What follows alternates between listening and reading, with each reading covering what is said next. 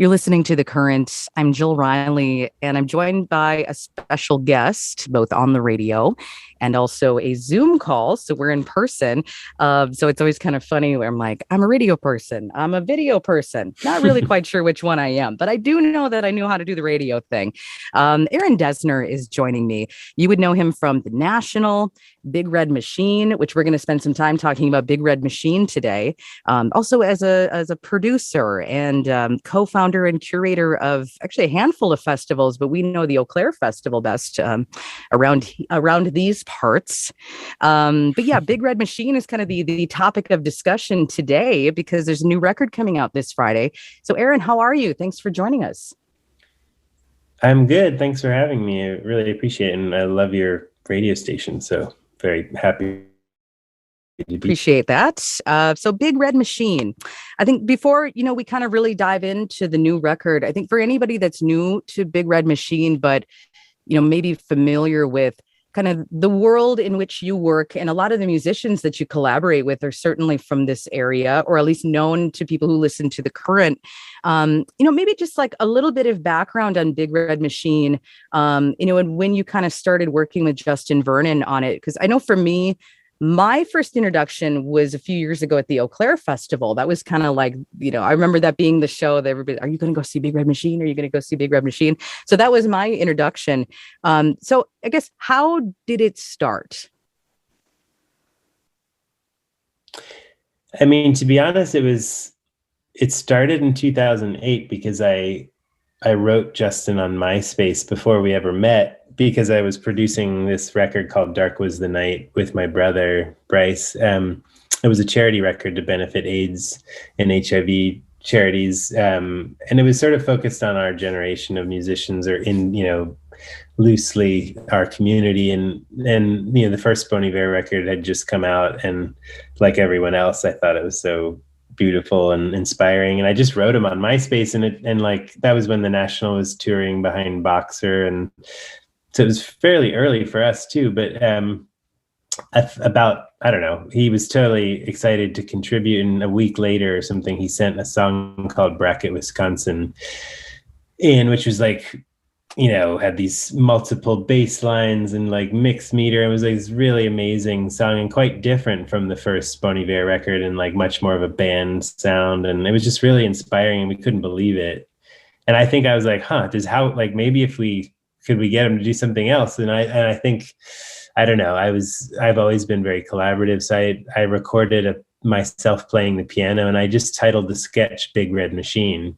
And it was also just kind of this minimalist piano piece that it was kind of hard to follow because it changed meter and changed the harmony change and everything. But I sent it to him, and 3 days after that, he sent back a song that he had written called Big Red Machine, where he interpreted Big Red Machine as a heart. The reason I called it Big Red Machine is because I was born in Cincinnati in 1976 when the Cincinnati Reds beat the Yankees, and they called themselves the Big Red Machine. So anyways, long story short, that was the beginning of our friendship and our collaboration. And it's just over the years, we did many, we found that we became really close friends, and we just worked on many different things together. And a lot of times we would just hang out and not work at anything at all. But when we started the Eau Claire Festival, I think the idea was born to maybe resurrect Big Red Machine as almost as an installation at some point, where we would just maybe play the song, but in a different way. But when we got up to play it, we didn't play the song at all. We just started playing other things.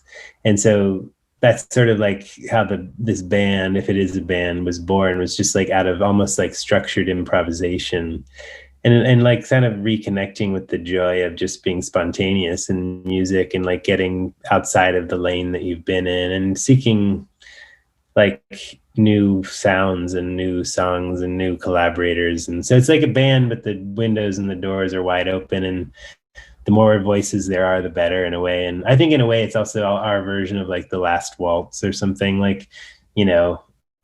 If you're gonna die today or something, just get up and play with everybody you love, and just kind of make a big warm sound. And that's kind of what this record is, I think. Yeah. I mean, you mentioned the word collaboration, or being collaborative. I certainly get the impression that whole concept really inspires you to be creative. I mean, you look at the list of names on this new record, but then, going back to the first one, I mean, it's like, so many people Yeah. contributed to that first record. And there is kind of this almost this kind of cool, like, kind of core group of a lot of singers and musicians that it almost reminds me of like a broken social scene kind of situation where there is this like kind of collective. You never know who's going to show up, but you Mm. certainly have some go-to people, I would say. And yeah, it's just that spirit certainly is carried on into the new record, which it's called How Long Do You Think It's Gonna Last? Again, it's due out this Friday. So when did work start on the second record?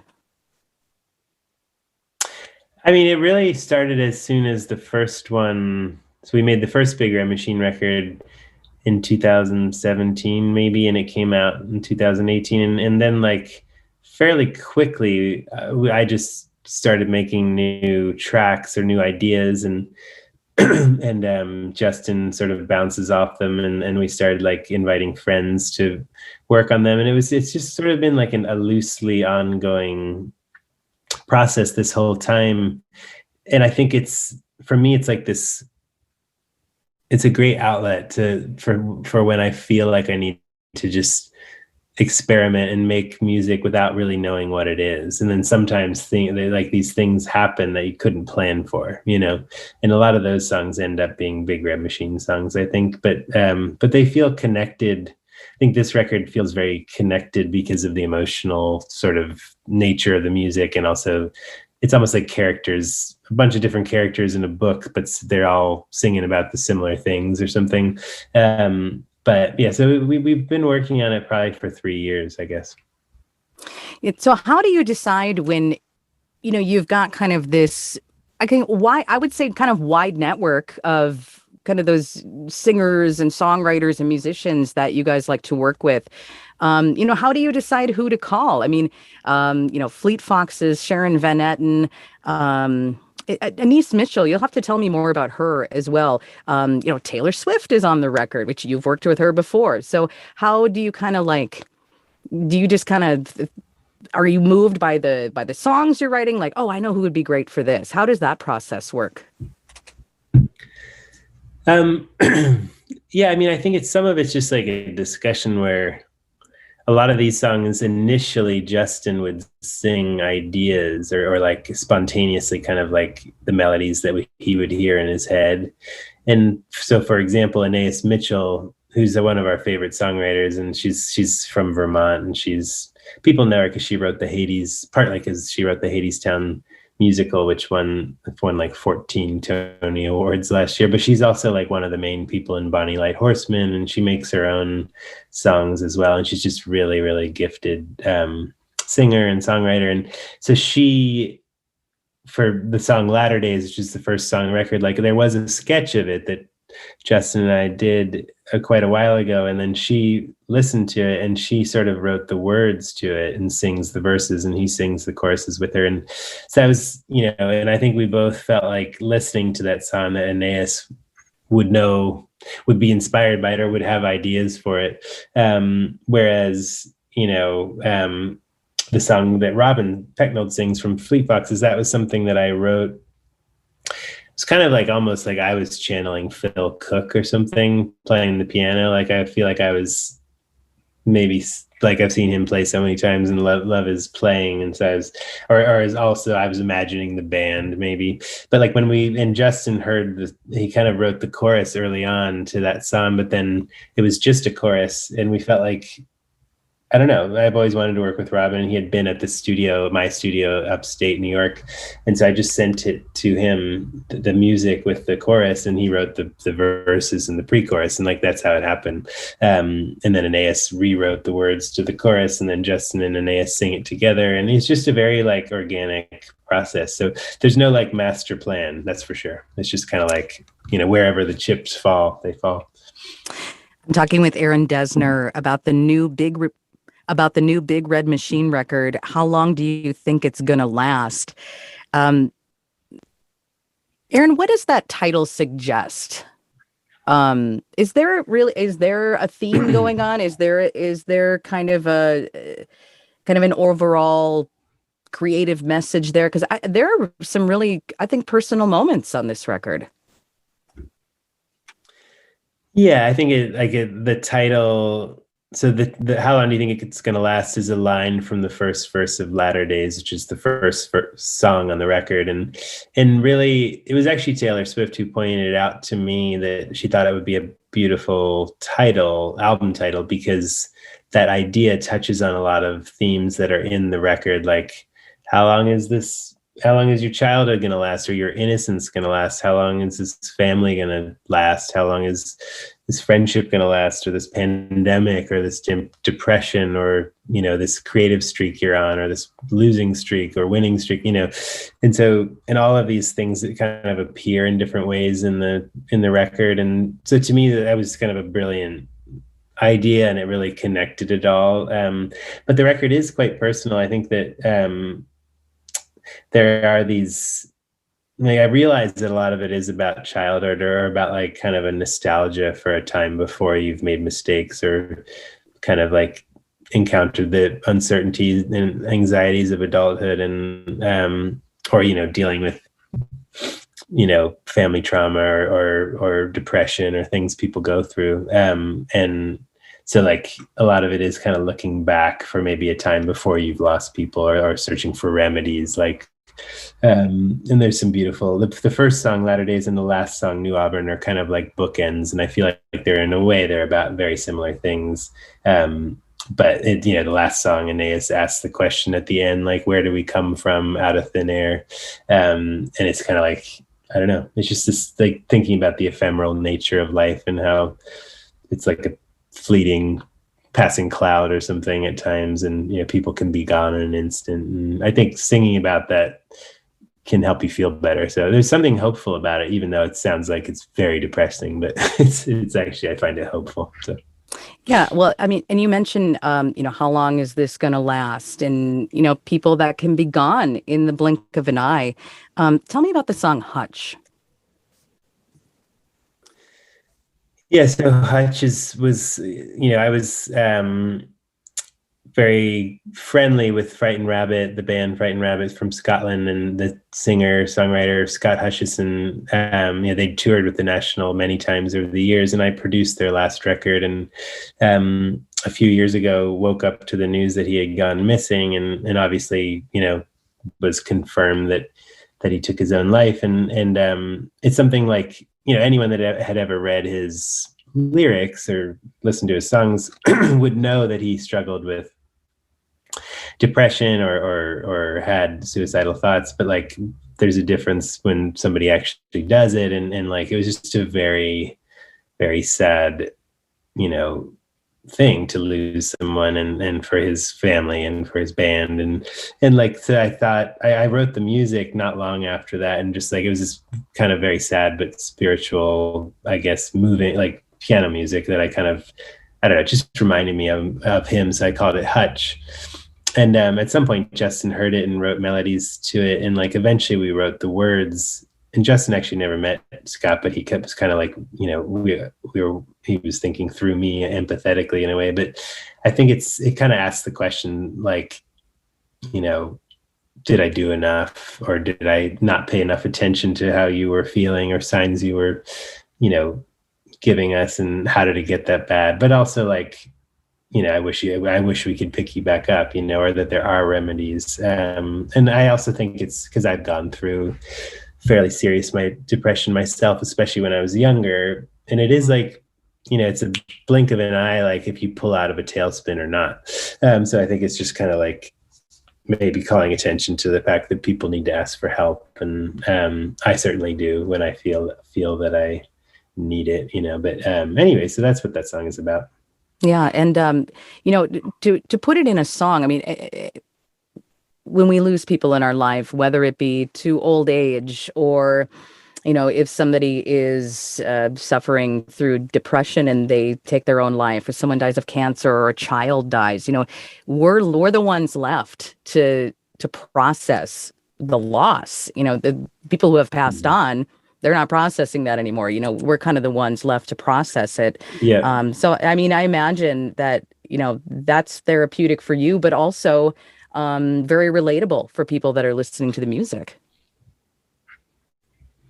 Yeah, I hope so. I hope so. It's like he's not the first friend that I lost in that manner, and like there aren't any easy answers really. It's like kind of it's a very mysterious thing, like whether someone will be able to overcome depression or whether they succumb to it. But I think it is helpful to give voice to whatever, you know, doubts or misgivings you might have. And like that's you know, Lisa Hannigan and Sharon Van Etten and Sharon Nova all sing with Justin on this song, and it kind of gives it this like choral, almost like angelic feeling at times, where it's very up, it's kind of like it is obviously a very dark thing to think about or to sing about, but then there's like this catharsis at the end. And you know, also just like not to let someone's memory slip away, you know. Yeah. I'm talking with Aaron Dessner. The new Big Red Machine record is due out this Friday. How long do you think it's going to last? And I know they're going to let you go pretty soon here. And we've talked about some of the folks who have contributed to this new album. One of those people being Taylor Swift, and this is not the first time that you've worked with her. Is, you know, you produced the you know, you worked on Folklore and Evermore. Those records were such a cool surprise. Now, I don't think that Taylor Swift in any way has ever boxed in herself. I mean, that's for the music industry and the fans and the, you know, music media to do, I suppose. But it was really cool to get to hear kind of another side where it was like, oh, Taylor's gone indie. I was super into it. So yeah, and you worked with her on those records. And, you know, did you have this moment where now you didn't reach out to her on MySpace, because now we're in 20, you know, like now we're, I suppose, in the era of non-MySpace. But when did you know that things were like kind of clicking creatively between the two of you? I mean, it was she had texted me over during the pandemic. One night, like I was sitting at dinner end of April last year, and she just sent a text saying, "Hey, it's Taylor. Would you ever consider like collaborating remotely? You know, how are you doing?" You know, that it was just like very casual. And I was like, "Well, sure." I mean, because I've been a fan of hers, and I thought, I mean, like she's kind of this crazy mastermind, like such a versatile, brilliant songwriter. But I didn't really know, I didn't have any expectations, but I'd been writing a ton of music at that time, kind of as a response to Justin. Also, like he had sent me like a folder of starters, these ideas, like just little kernels of things, and I'd been like making a lot of material, and I just sent her a big folder of things I was working on, and like a few hours later she sent back the song Cardigan, like fully written to something I had done. And that it was immediately clear that there was chemistry. You know, it was kind of like a lightning bolt hit the house. I've said this before, but it literally, that's how it felt. It was just like, whoa, because I don't think I've ever had that. She just, the clarity of her ideas and the way she can, you know, her storytelling and stuff is just very, very, very clear. And and just was beautiful when she sent that. So it just that started this process that then just picked up steam. Well, Big Red Machine, you know, we've been playing the song Renegade on the current. In fact, we've been playing a handful of the songs from the new record. But how did Renegade come together? Yeah, and I've even had, you know, I run into people and they're like, "Hey, I heard a new Big Red Machine song. Was that Taylor Swift's voice?" You know, and it's like, yeah, that's her. And I think it can be really unexpected to people who are not expecting it. But I guess that song in particular, you know, how did that one come together? Because that one really seemed to, you know, even click with her fans, because I mean that one has been pretty successful. I mean it's literally like, you know, I wrote the music at some point after we finished Evermore, and sent it to her because she was inspired by a lot of the Big Red Machine stuff we were working on, and she had already sang on Birch, a song that hasn't come out yet, but is kind of one of the major ones on the record. and I think she wanted to write a song for Big Red Machine, or she felt like she very much feels like part of this community to me. And so I wrote Renegade the music and sent it to her, and then she's like not unlike a lot of the things we've done together. She just, one day I woke up to a voice memo from her, and she had written this incredible song about how anxiety and fear get in the way of loving or being loved. And it just was like, and she was clearly thinking about Big Red Machine. And yeah, and then we recorded it, her vocals and everything, the week of the Grammys when I was there in LA. And it was really nice to have something to think about that wasn't related to the Grammys, you know, like just to make music because you feel like making it. And that's how she is. She's just, you know, just super cool and down to earth and just lovely and crazy talented. So I was very thankful. Yeah, it's very cool that that she's entered your world because it's I don't know, it's just kind of another space for her to step into that that I really respect. I mean, I'm also a big fan. Her I mean, her live show, those are some of the like coolest productions that I have ever witnessed. It almost reminds me of like Yeah. watching a huge Broadway production. I mean, it's pretty incredible. But to be able to see her like enter this sort of new space has been cool. Erin Dessner, Big Red Machine, new record due out this Friday. Thank you so much for taking the time and best wishes. And we'll hopefully Thank we you. see you down the Yeah. line. Thanks so much. All right. Take care. Yeah, for sure. Thanks so much Yep. for taking the time. Bye. Yeah, of course. Bye bye.